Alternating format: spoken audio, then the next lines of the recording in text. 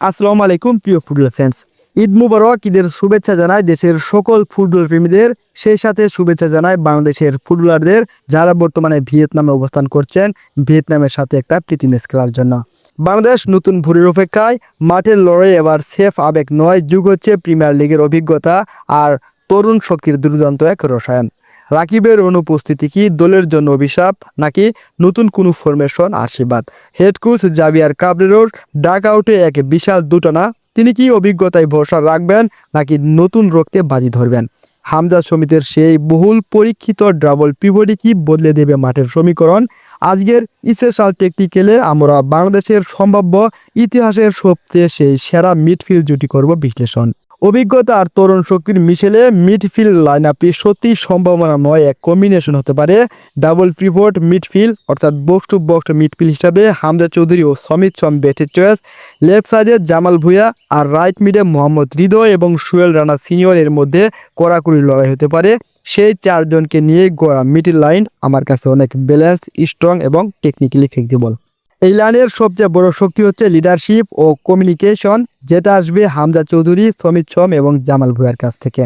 যেহেতু দলের একমাত্র প্রপার রাইট উইঙ্গার রাকিব কার্যজনিত কারণে মিস করবেন ম্যাচ, তাই এই জায়গায় পারফেক্ট মানিয়ে নিতে পারেন মুরসালিন শেখ। কেননা রাইট উইঙ্গার না থাকায় একজন মিডফিল্ডারকে অ্যাডভান্স রুলে খেলাতে পারেন কোচ, আর অন্য উইঙ্গে মিলতে পারে ফাহমিদুল ইসলামের খোঁজ।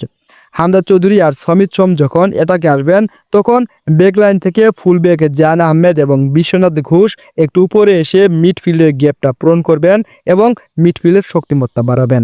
এখানে কোচ যদি 4-3-3 ফরমেশনে শুরু করেন, প্রয়োজনে সমিত সম একটু উপরের দিকে সরে গিয়ে জানকে উপরে ওঠার সুযোগ দিতে পারে। এতে করে দল চাইলে 4-4-2 থেকে 4-3-3 মতো ফরমেশনেও ম্যাচের মধ্যে সুইচ করে খেলতে পারবে, যেখানে সমিত সম নাম্বার 10 রুলে প্লে মেকিংটা করবেন এবং সমিত সম যখন হামজা চৌধুরীর সাথে ডাবল পিভটে খেলবেন, মাঝ মাঠের শক্তি নিয়ন্ত্রণ করবেন। হামজা চৌধুরী এখানে ফ্রি রুলে খেলবেন, প্রয়োজনে দলের ডিফেন্স সামলাবেন, আবার সুযোগ বুঝে তিনি ডি বক্স এন্ট্রি নেবেন এবং গোল স্কোরে নিচের নাম লেখাবেন। আর কোচ যদি ওভার অ্যাটাকিং মোডে খেলতে চায়, শুরুতে 4-3-3 ফরমেশনটা স্টার্ট করতে হবে, আর এখানে দলের ঝুঁকি বাড়তে পারে। তাই সব মিলিয়ে 4-4-2 ইকুয়েশনের দিকে নজর রাখতে হবে। কারণ আমার মতে হামজা চৌধুরী, জামাল ভুঁইয়ার সাথে হৃদয়কে ইউজ করা উচিত। এখানে 73 ম্যাচে মাত্র 1 গোল অবদান রাখা সেই অতল মাল সোহেল রানাকে দর্শক আর দেখতে চায় না। তবে তিনি আমাদের পেপ কাবরেরোর favourite choice. Pep Cabrero captain Jamal ভুঁইয়াকেও ডাক আউটের বেঞ্চে বসিয়ে রাখতে পারতেন যদি রাকিবের নিষেধাজ্ঞা না থাকতো, যদি সোহেল রানা জুনিয়র ইনজুরিতে না থাকতো। কোচের দুটানা ও সম্ভাব্য ঝুঁকি। কোচ যদি শুরুতে ওভার অ্যাটাকিং মুডে অর্থাৎ 4-4-3 খেলেন, তবে কিছুটা ঝুঁকি বাড়তে পারে। তাই ব্যালেন্স 4-4-2 ফরমেশনই হবে যুক্তিযুক্ত।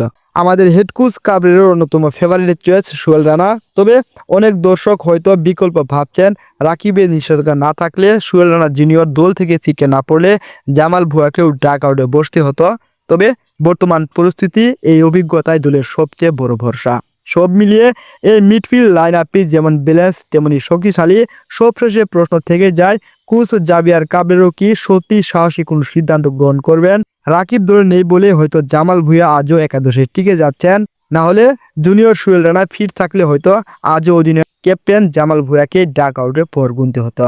আর গেম চেঞ্জার হিসাবে আমাদের নজর থাকবে সেই নতুন মুখ শাহেদের শখ কিংবা মিরাজুলের উপর। দর্শক হিসাবে আমরা হয়তো অচল মাল তকমা পাওয়া খেলোয়াড়দের নিয়ে বিরক্ত, কিন্তু দিন শেষে কাবরেরোর সেই ফেভারিট চয়েসরাই যদি মাঠে জাদু দেখাতে না পারে, তবে 4-4-2 কিংবা 4-3-3 কোনো ইকুয়েশনই যুক্তিসই হবে না। আপনার কি মনে হয়, কাবরেরো কি তার পছন্দের বৃত্ত থেকে সরিয়ে এসে এবার নতুন টেকনিকে খেলবেন, নতুনদের সুযোগ দিবেন, যারা সেরা পারফর্মার রয়েছেন দলের তাদেরকে একটু ঝালিয়ে দেখবেন, নাকি আবারও সেই পুরনো চোখে আটকে থাকবে লাল সবুজ? কমেন্টে আপনার ক্ষুরদার মতামত জানাতে ভুলবেন না।